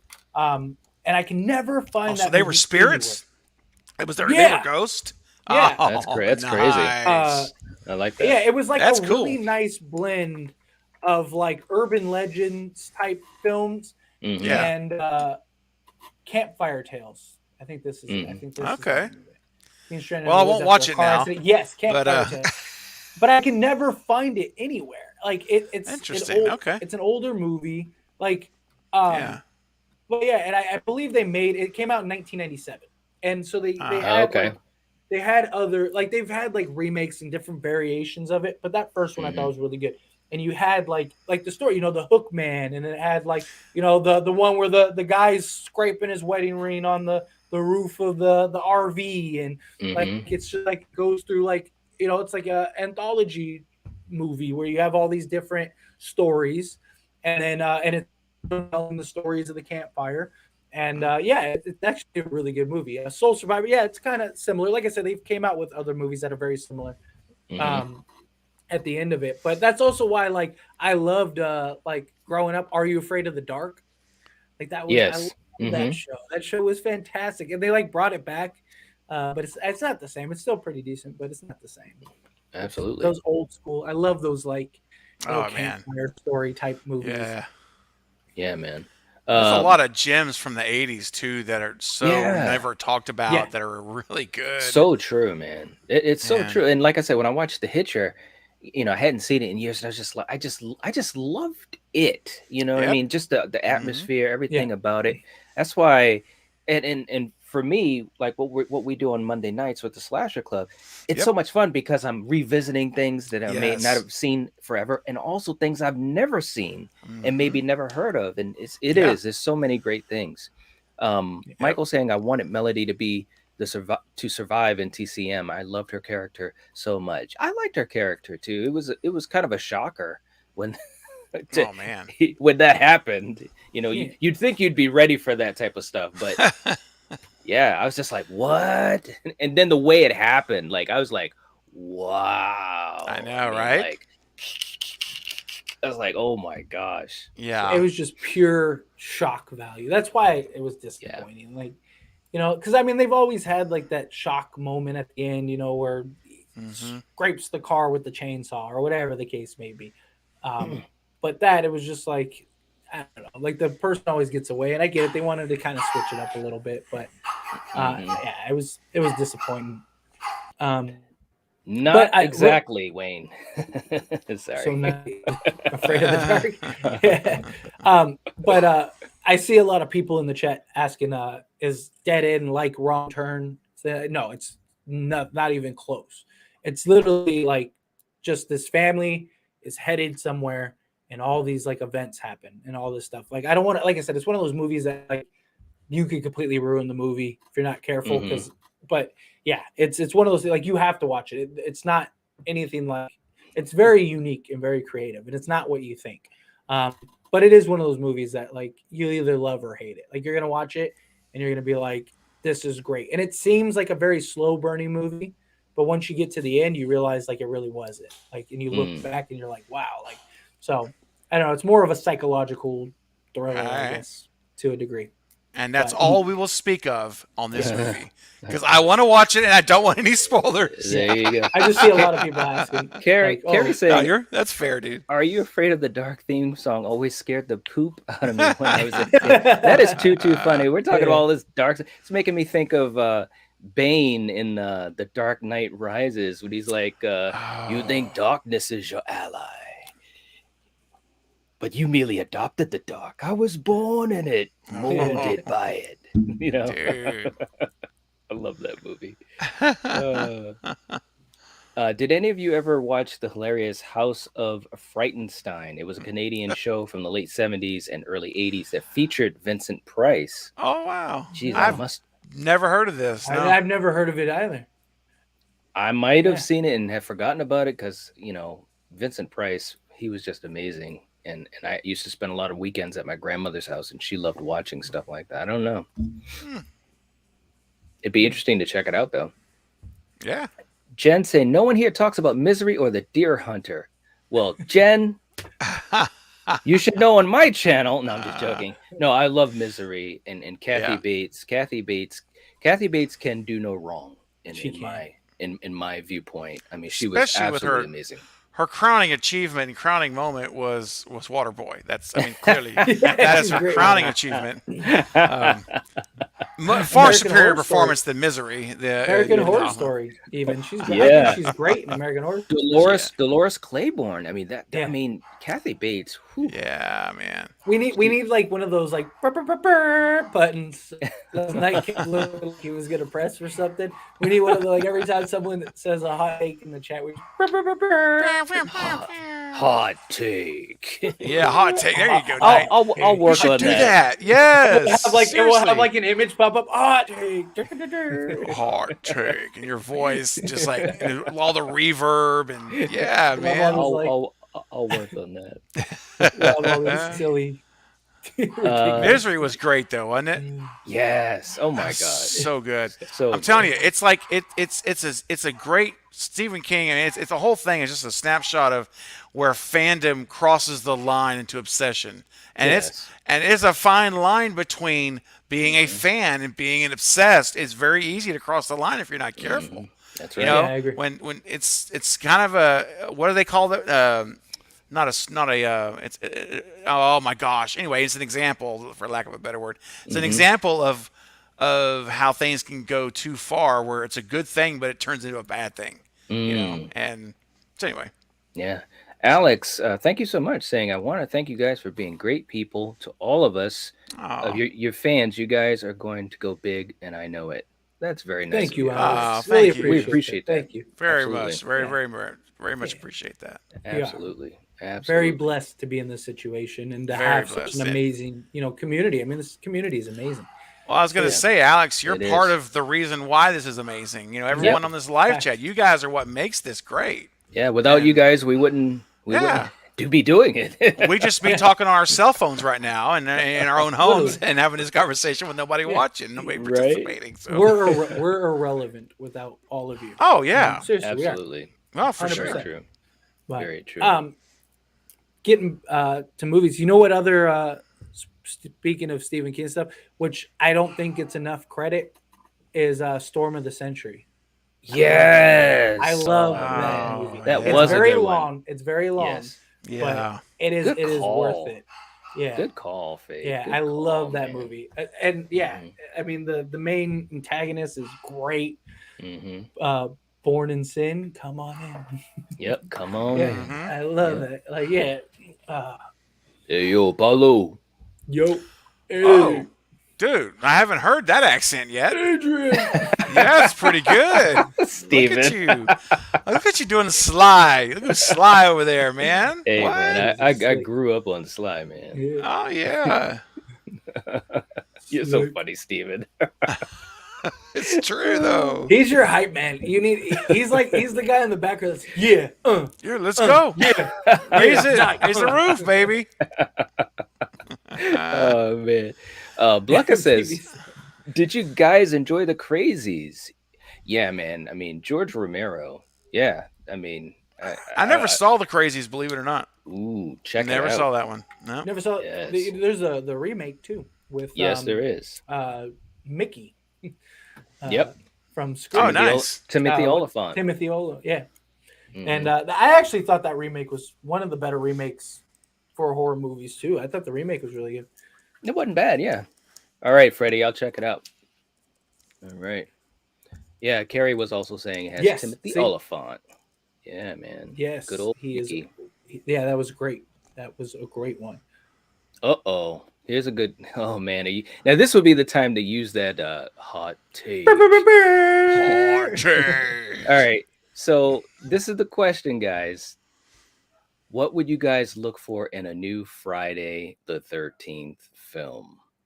is it Friday or is it Friday? Because Ice Cube. Oh well, I guess I guess it could be Friday film. Why do you just assume he means Friday the 13th? Because what if he's talking about 3 hard channels? Supposed to be getting a new Friday movie, so I'm just saying, I'm all for it.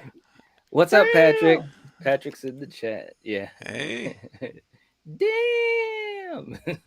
We should probably answer that question that you brought up that we just overlooked that I ruined for everyone. we're moving on. We just overlooked it. So what would you guys look for?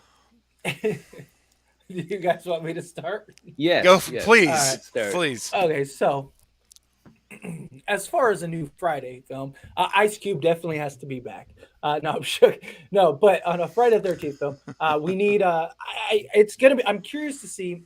Are we going to get a Jason movie or a Friday the 13th movie? Because after the results of the lawsuit, that's what was established. One person owns the rights to Jason. One person owns the rights to Friday the 13th.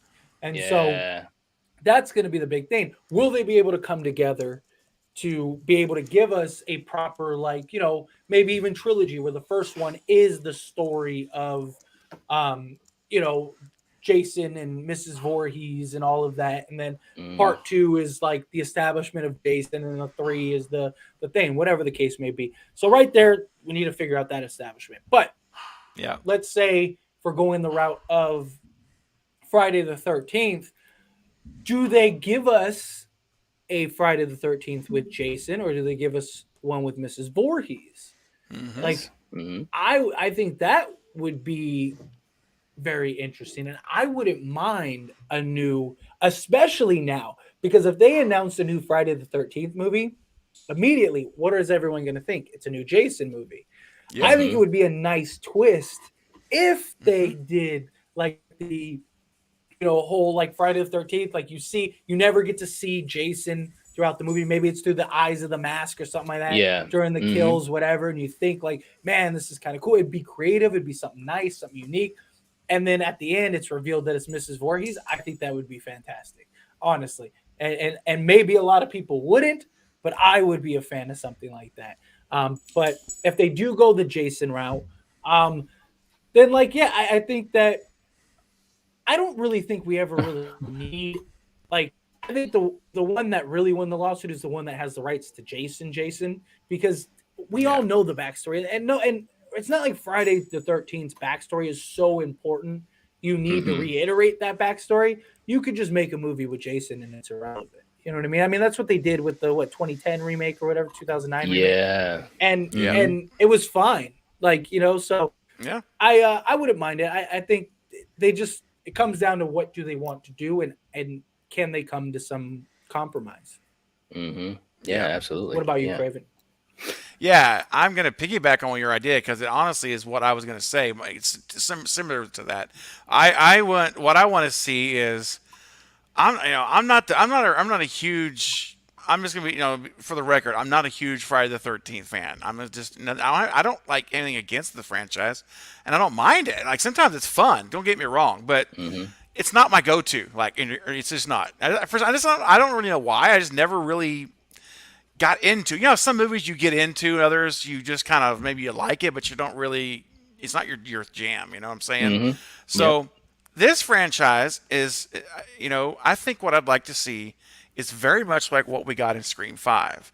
Scream 5 plays so much homage to Scream 1, and there's so many parallels between the two movies, and it's not remaking Scream 1. But it's different. But it also is very much the same in a lot of ways. So I think what I'm saying is I want to see Friday the 13th.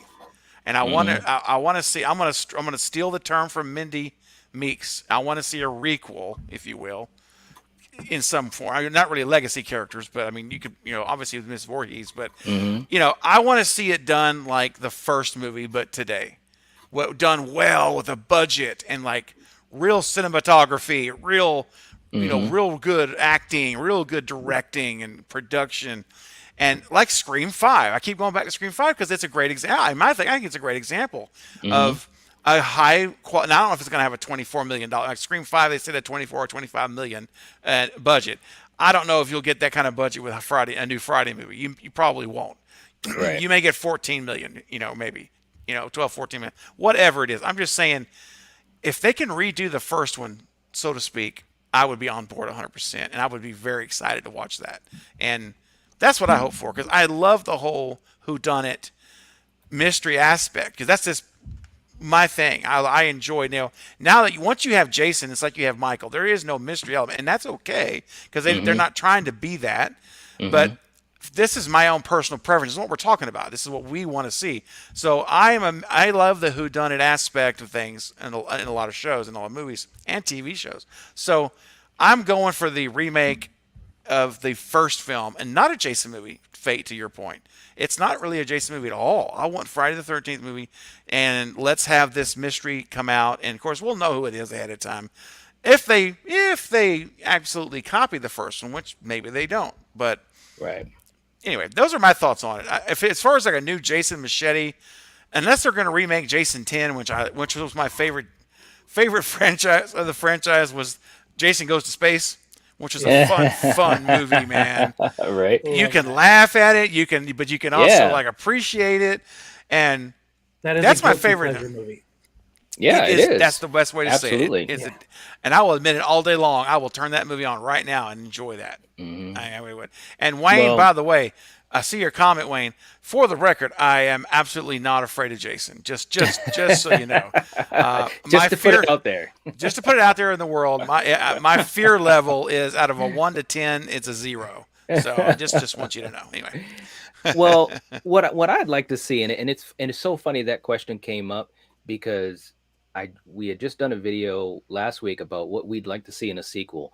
But so you guys can, obviously check that out if you want. But the big thing I want is just good atmosphere. I want good atmosphere, that type of atmosphere that the first couple of installments had. You're at the camp, it's dark, it's foggy, there's lightning, all those types of things. And I really miss that in the franchise. I absolutely love it. And I saw what Bluck is in the chat saying, "Ooh, baby, ooh, baby, ooh, baby." Miguel, and I will throw this out there, but it is some really, really cool news. And Steven, I already told you a little bit about this. Yes, you guys know I am a huge Friday the 13th fan. Yep. And I am so excited to announce. I haven't even really put up stuff on my channel yet, but this Sunday coming up at 5 p.m. Eastern Standard Time, I'm going to have Deborah Voorhees on the channel for a sit-down interview and Q&A. Man, Nice. that is, dude, This that's was fantastic. Dun, dun, dun, dun, Bro. Lethal Collective exclusive. That is, man. That's so awesome, Knight. I'm so happy for you, man. Yeah, no, that's Thanks, awesome. man. Seriously. It's Thanks great. so much. I'll be there, man. I'll Yes, be there. definitely. I'll be there, dudes. Oh my God. We'll get that working. We really will. Trust me. Yes, we have to. Man. It's just a matter of time. Yes. But what we really need is a Victor Crowley versus Jason movie. These are the exact there you same go. characters. One's a ripoff. Who wins? Let us know in the chat. Who Right? wins between Oh my Victor God. Crowley and Jason Voorhees? Absolutely, Oh, man. man. Oh man. Crystal is saying Kevin Bacon has to come back if they reboot the first as a counselor. That's a good point. Yeah, I like that'd be kind of funny. I'd be proud of that.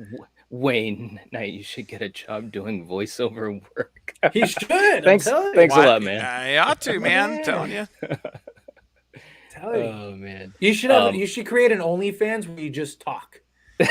Oh no. Jeez. Like, You're always man, on that OnlyFans you'd thing. be I so- know. People are making millions on OnlyFans. If I was a hot girl, I'd be on OnlyFans tomorrow. Dude, God. I'll say the problem is if Knight has to open that up, the content he's going to be talking about is not going to be what he may not be on board for that. So. You can Right. talk about whatever you want. People I don't think so, man. The You can Night tell Watch bedtime Zone after stories. hours. After hours. Stories, Put the kids to bed. Real- It's after hours. I'm telling you, Get he'd ready be, to feel man. good. If you ever Oh did that- no! If you ever did that, I get to be your manager. I want 10% because you're going to be Hey. multi-millionaire. Hey, wait a minute! I gotta get a I cut need in some this of deal that too, pie. man. You said he couldn't do it because it'd be wrong. So no, I you're not allowed to be a said that part of he it. may not want to do it. Okay, care what I'm he looking wants. out for him. What a manager would do. I didn't to your- ask what he Wow. wants. See? I'm the proper manager. I'm looking The out for his proper best interest and manager. doing what he's supposed to be doing. Oh man. Oh man. Yeah. Bring on the Voorhees, right? Exactly, man. I'm so excited to have her join. Oh, that's awesome. That is so cool, man. Chris and bruh, I'm so excited for that. Deborah is a sweetheart. She is. Yeah. Oh my gosh, Yeah. she is, guys. So yeah. And speaking of which, and not to obviously we kind of bro hug quite a bit, but I just want to say to Steven, which I've said offline, of course, your interview with, and I'm going to I still got the image because we had forgot to put it up the other day. Oh, there it is. Your interview with Nancy was amazing. Oh, thank you, buddy. Appreciate It you. really man. was. She is an absolute, I'm not going to lie to you, dude. I hope I can get a chance to maybe talk to her in some way through you because she just seems like such a nice person, like the type of person that is just so humble and open arms. And like I said, as soon as you started the interview with her, I was hooked. Locked in, loaded, man. And it was that way too. Like whenever we did, like we were on for like 10 minutes before we went live, and just our initial hellos, I just could tell right away. You know, you can tell in like 5 seconds, 10 seconds where someone's kind of at. And she was just, I knew right away this was going to be an incredible time. She was just so amazing. I was so honored to have her on the channel. And the good news is that she will be coming back. I'll be having her back again in the near future. And for those of you who were not on the live stream, or maybe if you guys have not seen it yet, it is up on my channel right now for a replay. So you can hop over there and watch it.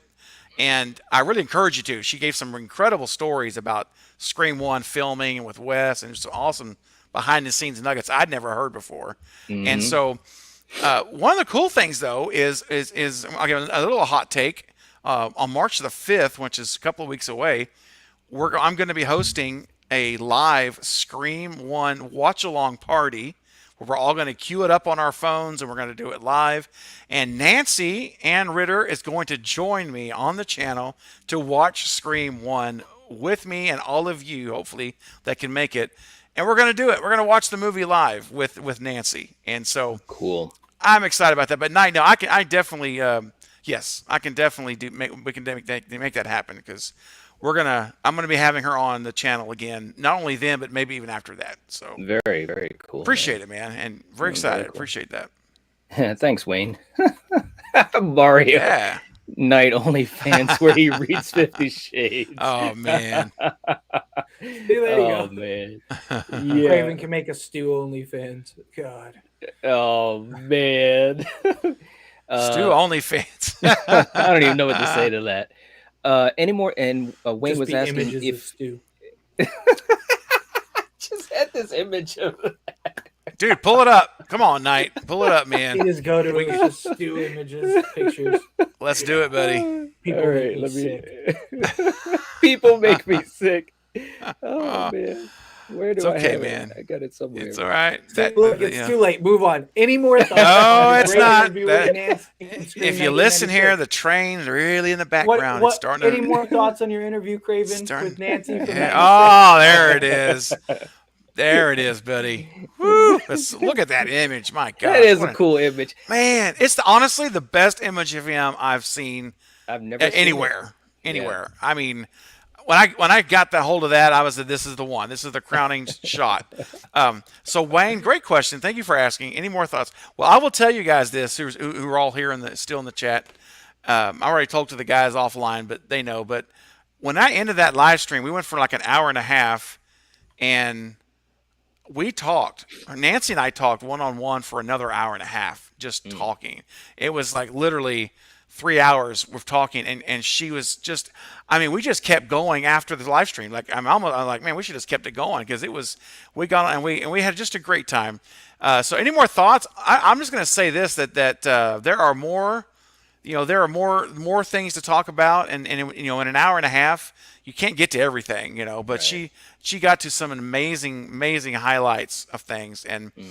so my thought is just it was incredible, and I'm so grateful that she came on and that she gave her time like that to enlighten me and hopefully everyone that was watching that had a good time with it. And yeah, she's genuine, man, 100% genuine. Mm. And honestly, when and I have to be careful because I can't make a blanket statement about people because every one of us is different. Right. But let me just say this. I think we can all agree on this. There is a stigma.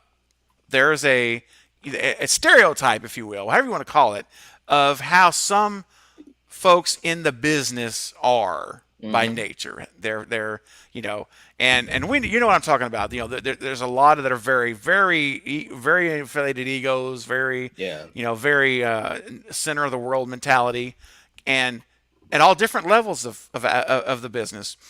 And it was so amazing to see how she was completely opposite. Like she was the opposite of that. She was humble, down to earth, and just genuinely enjoyed being there. Like it was a genuine and good time in our discussion. So that's all I'm going to say about it, guys. And I would just ask you guys that I think if you're a Scream fan, if you have not seen the live stream, you really should go check it out because she gives some great information about the whole audition process and even the filming process, right? And so it's worth your time to watch that live stream. I think it'll enrich you in your Scream trivia knowledge and experience. It did me. Absolutely. I'll tell you that. Absolutely. And more to come. More to come. Stay tuned. Very cool. Well, guys, it looks like we are about to at that time. It's 7 o'clock. It is. So for you guys in the chat, thanks for hanging out with us. This has been a lot of fun.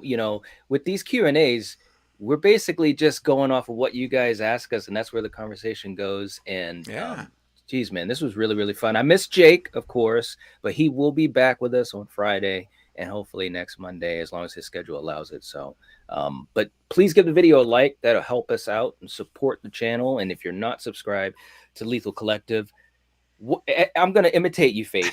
What are you doing? What are you doing? There you go. I love that. I love that, Fate. Real quick in passing, like it's funny because like I just when I started out, I was just throwing things out there, seeing what's sticking. One time I just said that, and I did, and as soon as I didn't say that, I literally one of the videos got flooded with a why didn't you say what you? And I was like, so ever since then I've done it, and every time I forget, or like if I'm like in a rush and I'm just trying to get a video out or something, and I don't, and I leave that part out, people are upset about it. So now it's in all the videos that I do. I actually enjoy it. Now it's just habit. Like it literally is. Once I wrap up the video, it's literally just habit. Like it just comes out. It just comes out. Yeah, it's like for me on mine, just comparatively, like my introduction is like I have it like in stone, This is Screaming Something Scary, where it's all horror all the time. It's like just if I missed that, it would be like something's wrong. Like what happened? Because you're right, it gets ingrained. It flows. Yeah. It does. The thing that makes me happy about it though is because it's always one of the last things I say in the video. So it shows that a lot of people watch all the way through the end, which is nice. I actually have a really good watch time for most channels, which is fantastic, and it's thanks to all of these people in the community, But yeah, it's funny because usually it's something like if you have an intro, people will be like, oh, you didn't say this in your intro, and you only said it in your intro, because everyone watches the beginning, it's later, but it's pretty, like that was when I was like, wow, I really do have a lot of people that watch the whole video, which is nice. It's always encouraging. I must be doing something right. Absolutely.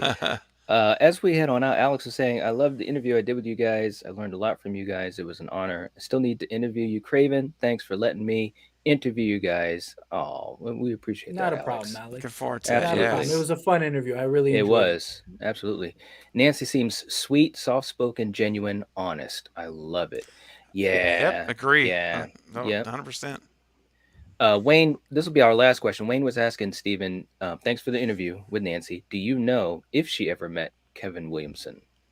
That I don't know, but I'm going to ask her that question in 2 weeks for this on the There you Scream go. watch along. So I will. Nice. So be sure you're on the watch along, or if not, I will. You can watch the replay. But yeah, I'll ask her. I'm curious as well. Nice. Patrick saying, nice show. Thanks so much, Patrick. I appreciate that. Mario saying, collective days are the best part of my week. Crazy that Scream brought y'all together. It's a crazy world. It's awesome, man. It really crazy is. It is. world. It's crazy how things work. Yes. Yeah, absolutely. It's worked out very, very nice. All right. We miss Jake too. We do. We did miss Jake I've tonight. been lonely without him. Yeah. You've missed your little sparring partner, man. I You do. know, you missed your buddy over there. He's Bay. I need Bay in the. Oh, he's gonna love this. I might have to use this clip for Friday's intro. All right. All right. Man. So, He's anyways, my little cutie. I need him, or right here, or right here. It doesn't matter. I give him a hug. well, thank you guys for watching with us. We appreciate Yes. it, and we'll be catching you guys on Friday. The Yep. collective has spoken. Peace out. Adios. See ya.